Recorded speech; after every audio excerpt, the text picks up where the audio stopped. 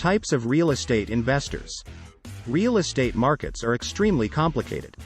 The price movements in this market are usually slow and difficult to come by.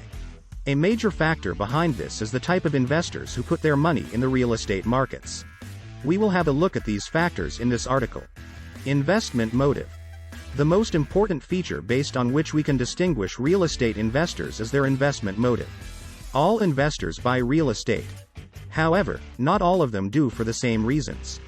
Let's have a look at the three major categories of investors in the market. Speculators.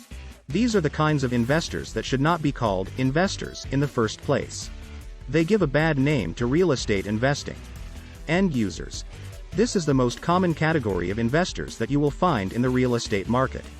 Usually people who buy real estate are buying their own homes. Long-term investors. Lastly, we have the long-term real estate investors. Like the flippers, these people too invest in the real estate market to make money. However, their decisions are not short-term.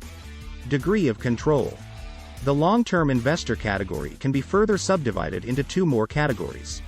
These categories are distinguished based on the degree of control they exert on the property in question. Active investors. Some long-term investors prefer to manage the property themselves.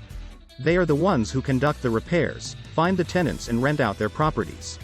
Passive investors. There are other long-term investors which have the ownership of the property. However, they do not take interest in managing its day-to-day affairs. Legal entity. Individual investors. Most of the investors in the real estate market are individual investors. Individual investors have an unlimited liability.